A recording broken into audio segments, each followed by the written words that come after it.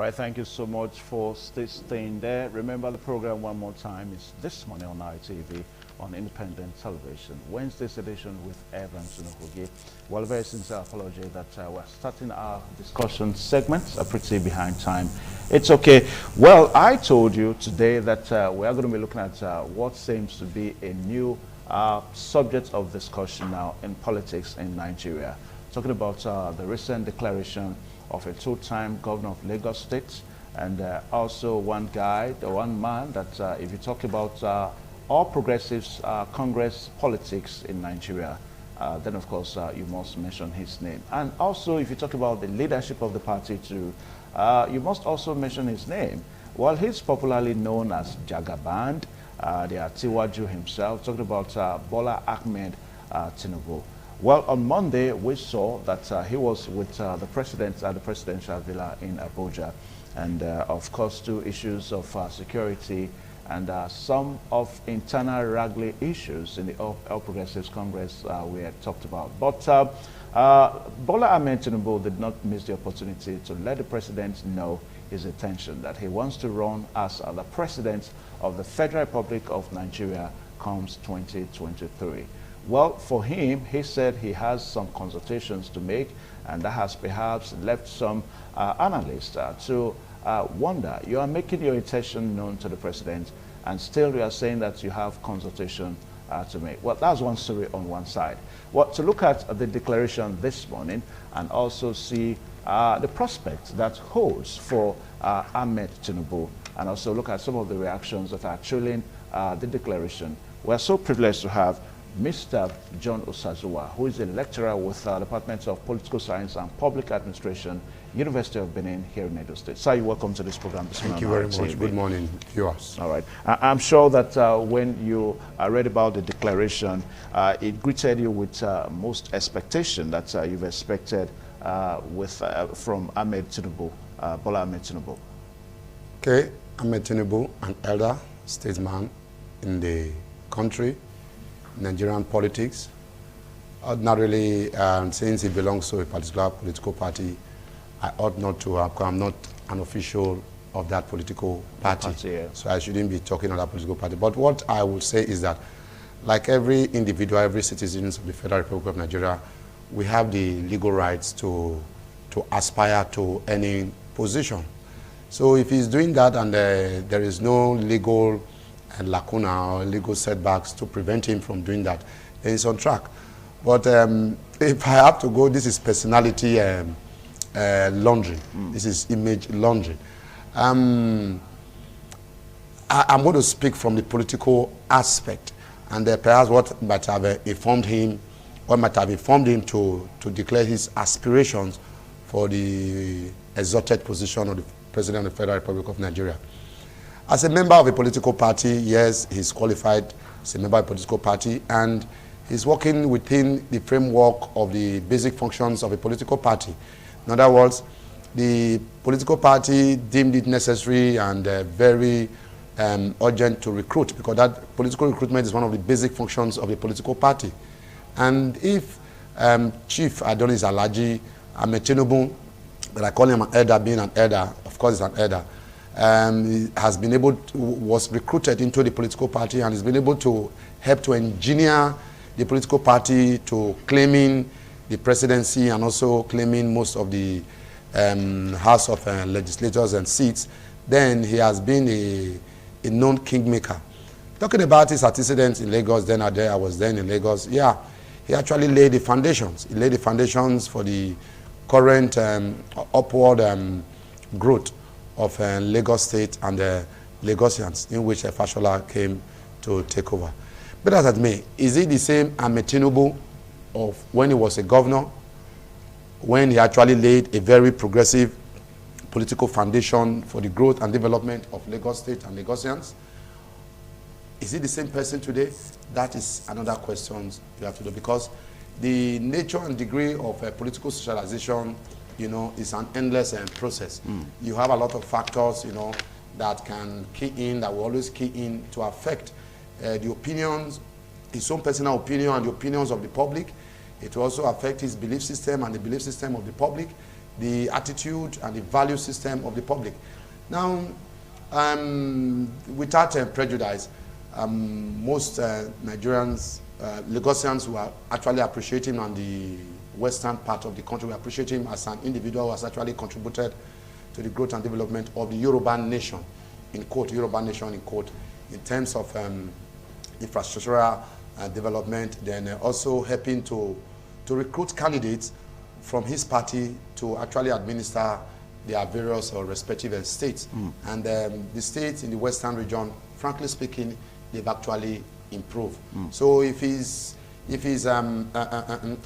pointed to have been one of the major political gladiators that have actually influenced the rapid or geometric rate of political growth and development in the western region, if he can do that, starting from a very micro state, that is Lagos State, now Osun, and all other states, then I think he's qualified. But like I said, is it the same Ahmed Tinubu that was the Lagos State governor? The attitude, the disposition, the zeal, the charisma, the political will he used in making Lagos State a better state, if not one, if not the best state in Nigeria today. Is it the same person today? That is another thing. Again, you have to also note that there are other, like you said, he's consulting, there are other interest groups. A political party is a group of citizens with common interests, purposely to gain political power, to gain the power to control the public resources. Is he capable? It is not him alone that will judge. Even his caucus will not judge. He's only trying to, what is it called, political education. He's trying to educate maybe other ethnic groups, other political blocs to see and to accept him as a better aspirant that will eventually become a candidate to, if the party agrees to put him in, give him the ticket, yeah. Then with this consultancy networking, I think he will. Okay. Now, what we are looking at here, and for most political, analysts too, there's no doubt that Ahmed Tinubu qualifies. I mean, going by the Constitution of the Federal Republic of Nigeria, he qualifies and all that. He's born and was brought up in Nigeria here, and also a citizen of the country, so to say. But we are looking at electability. What you guys call electability. Now, does Ahmed Tinubu, looking at his character, looking at as his personality, and maybe compare him to some other persons that may come up within the APC. Take, for example, the vice president of the country that is yet to make his declaration. But we all know that there are campaigns running for him here and there already. Now, if you compare him pari passu, Professor Yemi Oshibanjo, the vice president, do you think Ahmed Tinubu stands the chance? Okay. That is my field, comparative politics. So I'm major. Comparing two individuals, yes, you can compare them either synchronically or diachronically. Ahmed Tinubu has a higher, to me, has a higher pedigree, political qualification, political values in terms of achievement, in terms of dividends. That's within the APC. Within the APC. But we're looking at a broader election. A broader election. Yeah. Now, and I think he might have also been one of those who actually also influenced Osinbajo. Now, one thing that might not likely, that would likely affect the personality, the choice of Professor Osinbajo, is that he is working in this present regime, and which to many Nigerians, has actually generated a lot of bitterness. That if being second in command, that this is realistic. Talking about public opinion. If he's in this regime and he's second to Mr. President, with due respect, at least with his academic acumens, he ought to have been able to render one or two avers. At least say, Mr. President, this is it. He moves more often than Mr. President on the street. Yeah, Mr. President is good. So the regime, we're talking about the affections, the feelings, the public feelings about this present regime, it will affect, because he is within the same home. He's with the same cabinet. He has one-on-one with the president. He has one-on-one with the ministers. Yeah, but some persons will feel differently. Yeah, but some persons will feel differently about what you're saying. Because some persons may want to give it to the vice president. After all, he's been the chairman of the Economic Council in the country. And, you know, on few occasions whereby the president was not around, when he was saddled with the responsibility. He just made mention of economic team. Yeah. You check the economic team using the GDP, gross national product. That is goods, the nature and value of goods and services produced within the country. You begin to ask yourself, outside Inno Motors, I don't know what they call it, outside that, what have we been able to produce? What is the nature and degree of our services, goods and services, to actually enhance the growth and development of the citizens? In other words, once there is a proportionate relationship between the value of the goods and services from the government to the people, there will be a symbiotic relationship between the citizens and the government. That's what I'm telling you. The only factor, academically, Professor Simbajo will floor Tinubu, that is on personality. But what I'm saying is that he has not been able to tell Nigerians what advice have we been able to render to Mr. President or to the Senate President or to the House of Rep and Speaker on the feelings, on the societal pulses. Is it just an economic team within the Aso Rock? No. You have internal and Nigeria is a sovereign state. We relate with other countries. We bring it. What is the nature of the rules and regulations of the budget that are being signed year in, year out? Appropriation of this and that. What I'm saying is that what has been his role in advising? Politics is all about decision making. Okay. And you have three types of decision making. You have rational decision making, that is the normal level. You have incremental decision making, that is you are stepping it up, you know. Then you have comprehensive. So to me, despite people are saying that for a few times when a power was delegated to him, he did one or two things, what was the effect? After that, this is about the 7th year now, they're really, what has been his impact, his input in advising by way of influencing a progressive decision making by Mr. President or by the Senate? Are you trying to say? Are you trying to say that both the Vice President and the President, as it were, may not have done well after all? Is that what you're trying to say? The impulse, the public views, the public opinions about a regime. In other words, ITV is so fantastic in Edo State simply because the general manager liaises constantly with a better views, better advice to our astute chief, in Benin Kingdom, in Africa. And the astute chief, because he has traveled wide, and he has met people, he knows when an advice will help him to make an incremental decision. Therefore, general manager, this advice is good. Take it up. You know what I'm saying? So, like, if you take it, the family is the smallest organization of the society. A wife, a better home will be well built when you have a good wife, a better wife advising the husband, and the husband reciprocating and advising the wife. Then you make a better home. That is what I'm saying. It has not been displayed. The behavioral disposition, political disposition of the vice president. I'm not trying to castigate of this administration. I'm not castigating. I'm just trying to say one of the factors that may likely work is that, are you saying he's not going to listen to Mr. President when Mr. President is out of the office?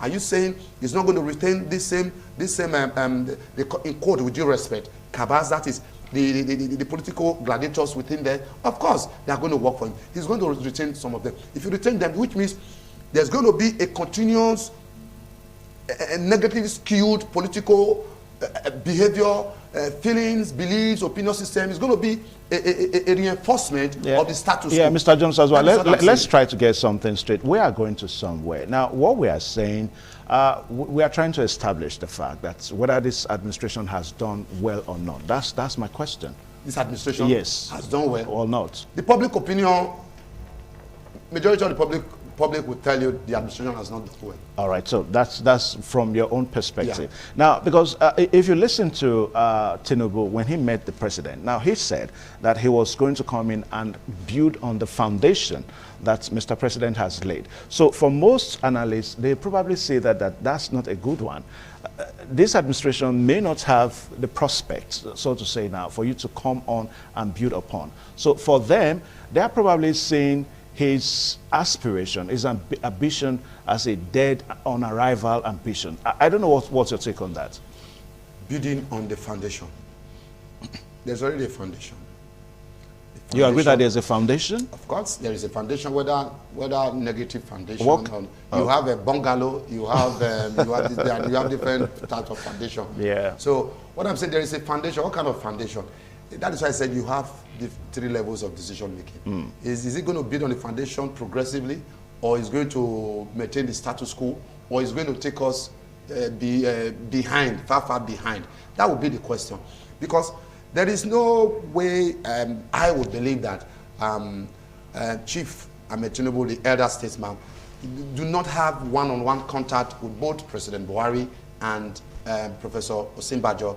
So he too, again, also has that blame of saying you can't even advise, you can't even advise the speaker when you say you want to come and lead. Now, what is actually the problem? I think it's going to be determined by the electorate. It's going to be determined by the electorate. But again, the electorate that are speaking from one mouth now will speak from the other mouth when the time comes. Because there's going to be political campaign. There's going to be campaign. What is the agenda? How are they going to convince majority of Nigerians that this present regime, the antecedents, the dividends that the so-called that has been accrued, where is it? How can they convince the electorate? So it depends on the electorate to actually now evaluate and evaluate their personality. Is it going to be personality voting, or is it going to be political party voting? That is another thing that these personalities, both of them, and maybe others that will come out. Of course, many of them are going to come out because some of them will come out simply because they just want to aspire. Okay. But in terms of resources to go into presidential election, I tell you, both aspirants, they have the capacity. Okay. Now, let's look at issues that may bother on morality. Because for most people, they probably really don't see any reason why Professor Yemi Osinbajo should run. After all, his master has signified interest that he wants to run. But again, just like what you rightly said at your introduction, that it's a free and fair situation. I mean, everybody has the right to run. Yeah. If Professor Yemi Osinbajo also wish that he wants to run, let him run. But again, don't you think that Tinubu's declaration now is a kind of a scare, a kind of a way to scare off every other intending aspirant, John Osazua? That could be true. Like I said, earlier defined politics or political party is that it's a group of people with common interests. What is the common interest? Every member of a political party wants to aspire to the highest level, to become one of the intrinsic aspiration of any politicians is to become a political gladiators, person who can influence, who can induce decisions that will favor them. Now, talking about societal opinion, perspective about these two people, I think what might likely challenge Tinubu's political gladiating tendencies to intimidate other younger ones would be his age.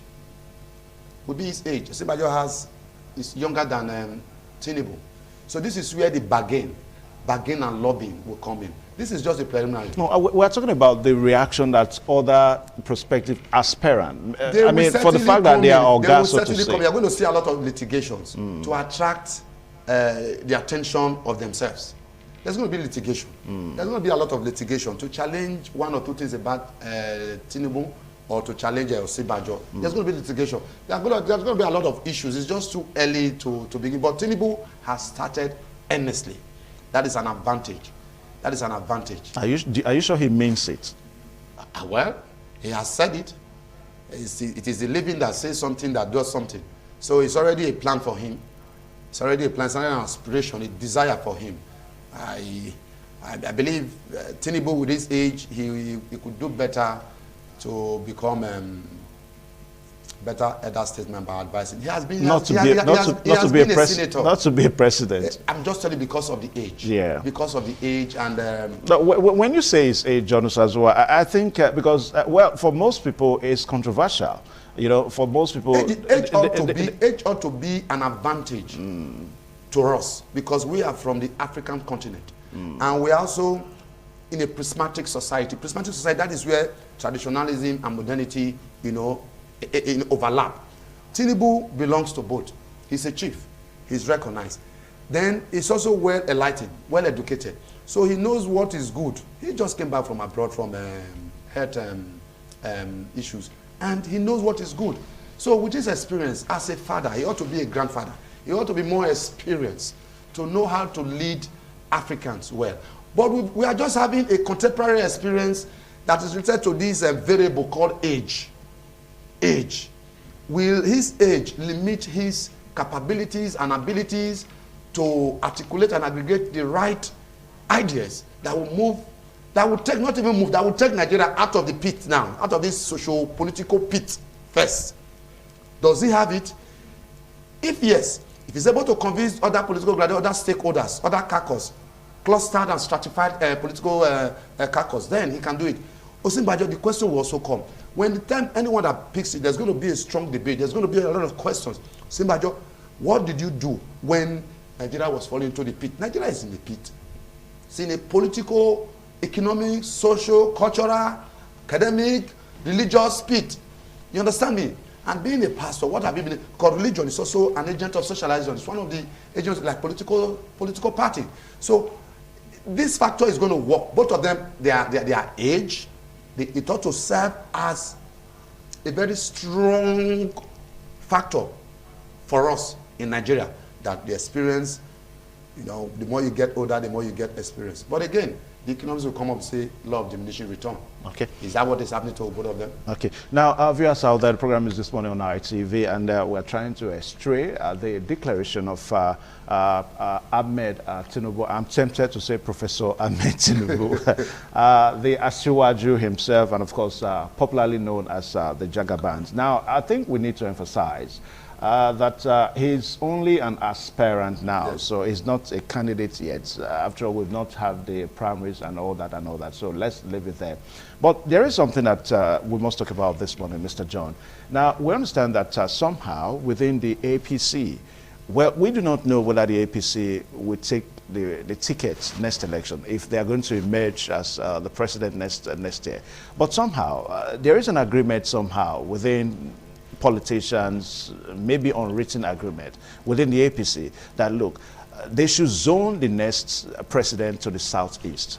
Now, for Tinubu to come up now, Tinubu from the southwest, you know, political analysts begin to see it one more time, that after all, this is not the understanding that we have. So that is why some persons see it. I mean, trying to look at the political strength or sagacity or political personality of Ahmed Tinubu now. You know, they are looking at it that, look, it's just trying to scare off other persons. Now, if really we have a kind of an understanding in the APC that, look, the next president will come from the southeast, not the southwest again this time, I want to pick it up from there. Well, this is a very important issue, southeast. Yeah. From during their campaign, from Grapevine, they said they had a conventional, whether it's conventional or constitutional agreement, that the position of the presidency has been zoned to the eastern part of the country. Now you now take a look. Political party is all about membership.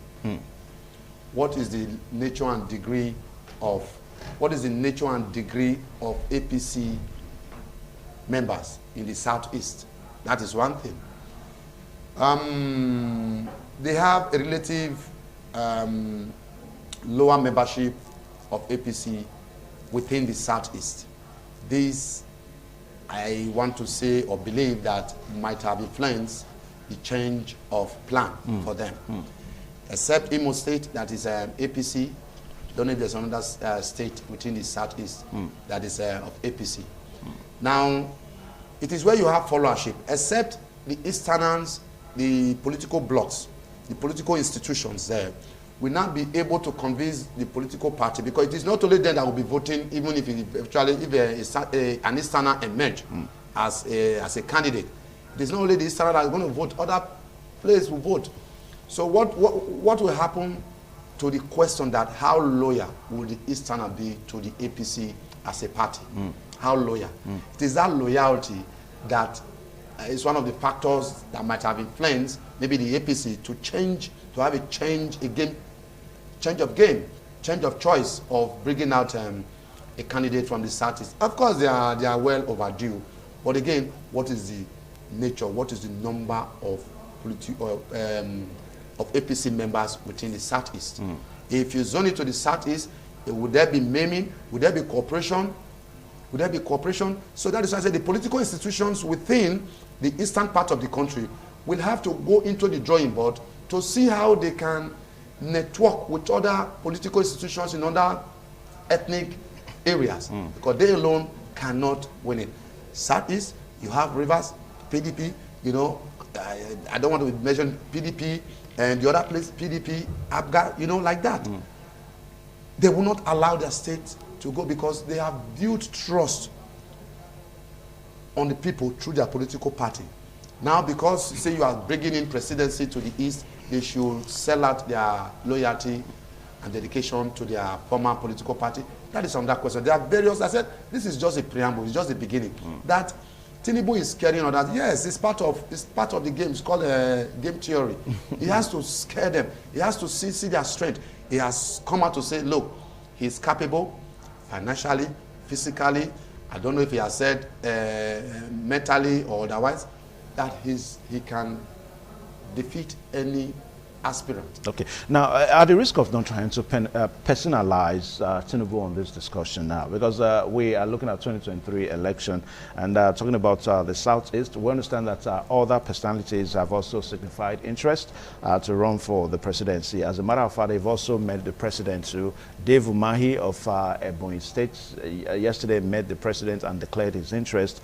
We also understand that Ayin Pius, one-time secretary to the federal government, and also one-time president of the Nigerian Senate, has also signified interest too. We also have Uzo Orji Kalu, has also signified interest. Then Magalu will be signifying interest and maybe running for the third time now, you know, by next election. He's from the Southeast. Then we also have, now let's look at this, you know, these aspirants, you know, in the Southeast. What do you think, as a political scientist, Mr. John, what do you think is their prospects? A prospect, if you see most of them, when they were governor, for instance, Uzo Kalu, when he was a governor, that is why I said, I had used that statement that, is it the same Bola Tinubu that was the governor of Lagos State that is aspiring to become president now? If he still has that behavioral dispositions as a governor, then I'll tell you, I'll give him my support, but I don't know how he is now. Uzo Kalu, in the eastern part of the country, just like him, when he was the governor of Abia State. It depends on what he did in Abia State that will make him qualify. But you know, he has gotten some dented public corruption issues. Even Jagaban himself, even Tinubu himself. Remember the bullion van issue in the last presidential election? Yes. Though it's more or less like hearsay anyway. Yeah, it's so personal. One thing I know about him, I know he was, I don't know if he's still a director of Mobi. Okay. Mobi International, one of the board of directors. So if you know, this is foreign money. When you change it, you have to tie the naira. Just more. All right, so let's talk about prospects of other persons. Prospects of again, it depends on their loyalty. They're not just looking at. When you say loyalty to let me put it, of the Igbos to the party. You have to check that. You don't just not necessarily to the party now. What if the person decaps when he becomes the president? There are several factors you have to look at. Why if the person decamps? No, when you say to the party, are you looking at the APC? There are other parties. Other parties there. Yeah. They have to liaise. Like Mogalu is not of the APC. No. Ayin Pius is not of the APC. So which means they are going to decamp? To the APC? That is what Are you saying without They the APC, they cannot win the election? Abga will come and win a presidency. What about the PDP? The PDP, of course, they have a chance too. It depends. The PDP again have to also contend with the states APC controls. That is why this is just the preamble. What Jagaban has done for PDP is that he's making them to get more prepared. More prepared, yeah. Are you getting it? To make them more prepared. So in making them more prepared, they will be strategizing. They will be consulting. You are going to see a lot of propaganda. Propaganda is going to crop up. Now for the Easterners, one major thing that runs against them, public belief, that is, they are not stable. They are not stable. They are flexible. When Iboma was the Senate president, four Igbo people became Senate president. They betrayed, I don't know what it is, with due respect, this great tribal group of Nigeria, with due respect. 4 Igbos, why can't you just cooperate? Yeah, but historically, I remember in my elementary government classes, the Igbo society is known as an egalitarian society. They don't come down for each other, so to say. Everybody wants to be the head. So everybody cannot be the head. That is one of the factors. They have to go back to the drawing board. The political institutions, such as Yohanese and all that, they have to sit down, think. Look, we've not been president of this country for so many years. How do we get it? They should harness what we call political recruitment. They have to recruit a credible one and ask others to please step down and have a compromise and understanding. That is what is lacking. That is what is lacking. And no political party will want to give his ticket to somebody who might decamp tomorrow and he betrays the entire followers. These are other factors. What is his popularity? If it's not popular, they will make it popular. Just for instance, with due respect again, when our noble governor, was in APC, before he was not really that popular. Somebody made it popular. It was when the second term, he's already popular. Are you getting me? That what we call political formula. You already had that. What is the nature of political formula of the Eastern aspirants? That's what I'm saying. What is the nature of trustworthiness? Have you ever seen a U.S. president from a Democratic with the camp when he gets there? That is the major public complaint about this noble ethnic group. Very industrious ethnic group. Very hardworking ethnic group. All right, but now it is just that trust, that political trust. You need to have that political trust.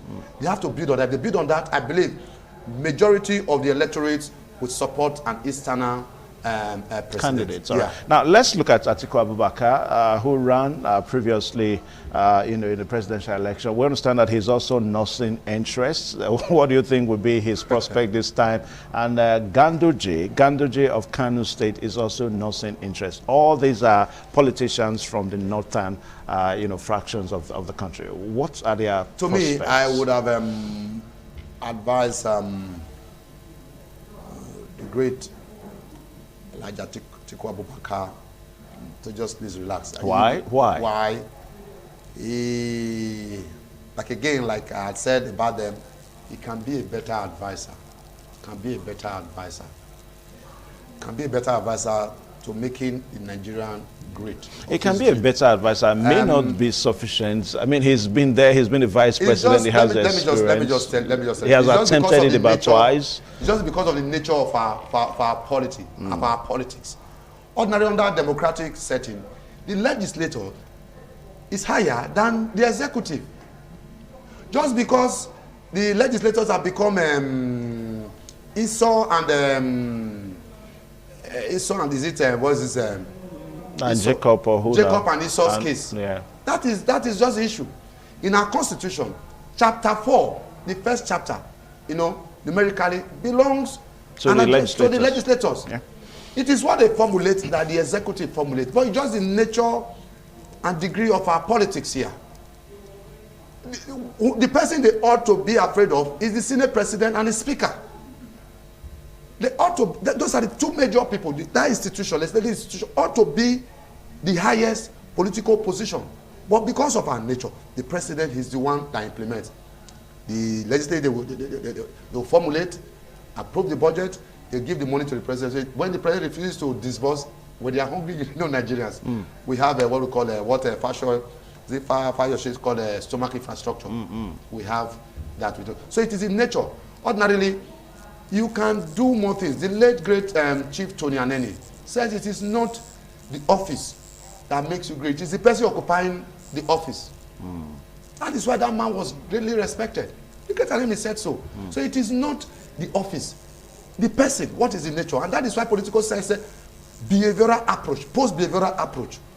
What is the cause? Why do you want to come? Why is Dangote not interested? Dangote is the richest man in Nigeria. Ikoto, there are other people that did not. Dangote is the richest man in Nigeria. Why is he not running for the office of the president? But he's touching everywhere, through influence and access. These people can do this. They should encourage. Not that the young shall grow. The young has grown up. All right, now let's look at the impending All Progressives Congress convention. For some people, they see that Tinubu's declaration may further complicate the whole scenario in that party. I don't know what's your take. I don't think so. Most Nigerians, quote, most politicians are financial vultures. Who wants to devour, who are so interested in that finance. And you know vultures, they will devour. Once the money comes out, just like when there is a dead meat, you see vultures all around, they will come. It's an alignment. So once you have been seeing, there are different types of political gladiators, you know, categorized. You have the local, you have the national, you have the international. Tinubu is a national / international political gladiator, just like Atiku Abubakar. Professor Simbajo is just from his position. Uzokalu, those are national, local political gladiators. Yes. Local to the Nigerian, yes, by your own perspective now. To the Nigerian. So, a lot of things will change. Is it not consultation?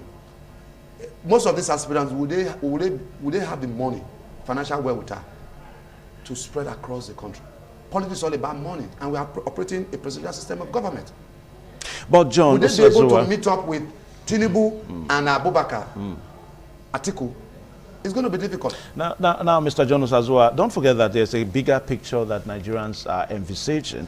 The electoral amendment bill, you know, is still very controversial. As a matter of fact, as it stands now, we don't start that members of the parliament are expected to kind of do a thorough, you know, cleansing, you know, as it were, in the bill.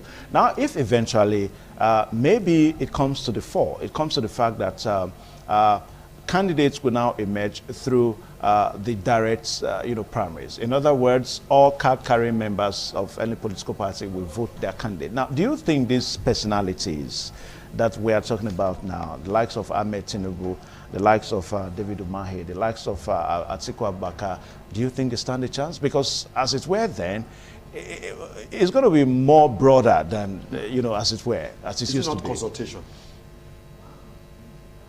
Election is all about consultation. But first of all, let me try and clear this pressure. The political parties are independent institutions.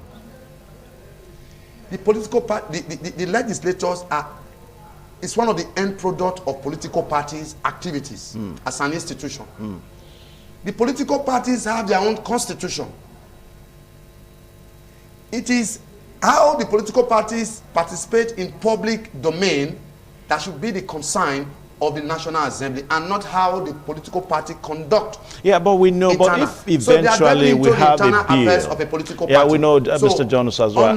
On this electoral that direct primary, they are not to tell the political party what mode to be used. We know, but if eventually, that's why I'm using the word if eventually the National Assembly succeeds, in other words, that direct primaries becomes... those people from the National Assembly, they will likely not come back.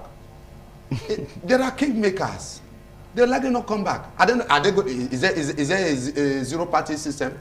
You must fly or become a candidate under a political party. Yeah. So you have now usurped their powers. You think how are you going to come in?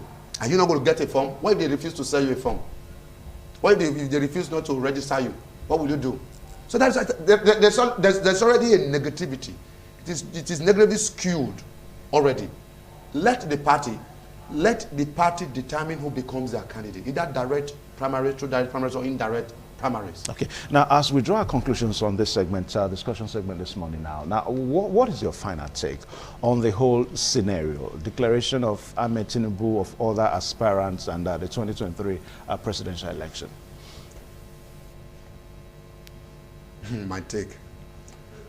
I would have desired for a younger a candidate, aspirant, and eventually a candidate. I would have desired, but the various variables or factors that could catapult such desirous, younger and energetic person.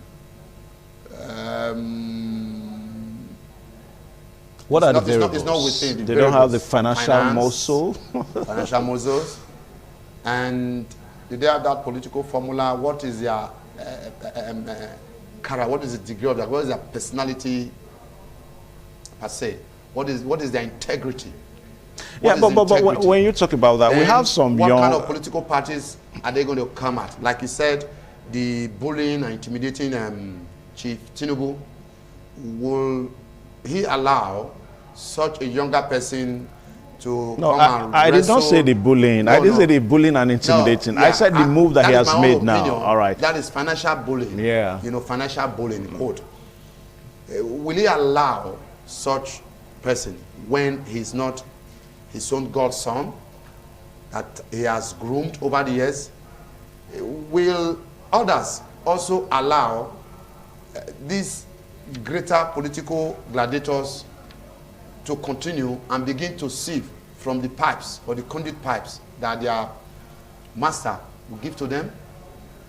They are missing the entire idea. The entire idea, the aspiration of Nigerians, of majority of electorates, is that there should be a new Nigeria. A new Nigeria where we can have hope, where we can have faith, where we can have a symbiotic relationship, better symbiotic relationship between the citizens and the government. The relationship between the citizens and the government is sad, is ear aching, is stomach aching. You know, the citizens are selfless. The citizens are labeling the government selfish, with due respect. So there is no coordinate. We need a government that people to come to the government that are able to see themselves as former part and still part of the citizens who left that lower level to help to articulate and aggregate ideas that will lift Nigeria upwards. That is our aspiration now. You see many youths going into social vices simply because there is no faith in the government. Okay. Both from local to the national, both the representative, you see youths deviating drastically. Whether in the good old days or in the bad old days, parents were using children as rituals. Now children are not using parents as rituals. Parents were willing to children. Now children are not willing. Okay. Now we're going to take a short pause. So now that is just the situation. Yeah, we'll take a short pause. Mr. John Osazuwa, I see very much here with us. We're going to take a short pause now so that another segment can come your way. Don't forget the program is still this morning on ITV, and we're looking at Tinubu's declaration, issues and matters arising. Please stay tuned. TMI, every opinion counts.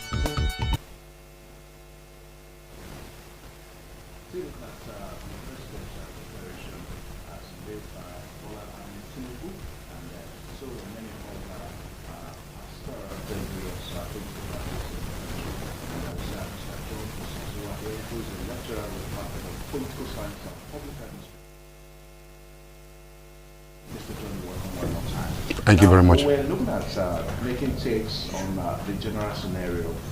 Bola Ahmed, as aspirant, being aspirant, and other aspirants that intend to run for the 2023 presidential election.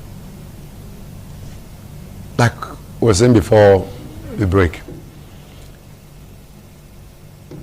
fine, they might have their own aspirations. Very respected, well respected. Everyone has aspirations.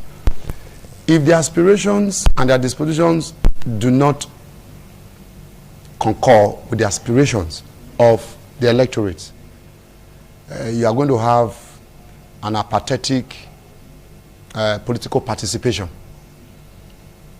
from the people, and that will be very discouraging.